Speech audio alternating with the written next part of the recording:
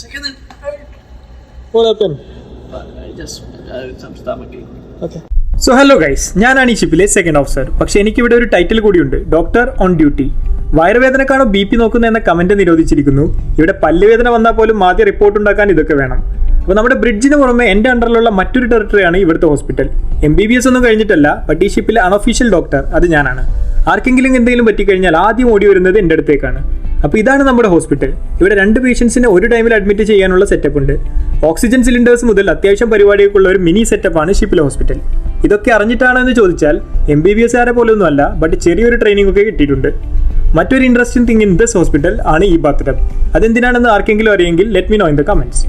അപ്പോൾ അത്യാവശ്യം ഫെസിലിറ്റി എന്ന് പറയുമ്പോൾ അത്യാവശ്യം ഉണ്ട് കേട്ടോ. ഒരു ഷോക്ക് വരെ വേണ്ടി വന്നാൽ കൊടുക്കാവുന്ന സെറ്റപ്പ് ഇവിടെയുണ്ട്, using this automated external defibrillator. Performing battery pack self-test. അപ്പോൾ ഇനി ഹോസ്പിറ്റൽ മാത്രമുള്ളൂ, അത് മരുന്നൊന്നും കൊടുക്കണ്ടേ എന്ന് നിങ്ങൾ ചിന്തിക്കുന്നുണ്ടാവില്ലേ? അത് നമുക്ക് നാളെ കാണാം. അപ്പോൾ ശരി, ബൈ.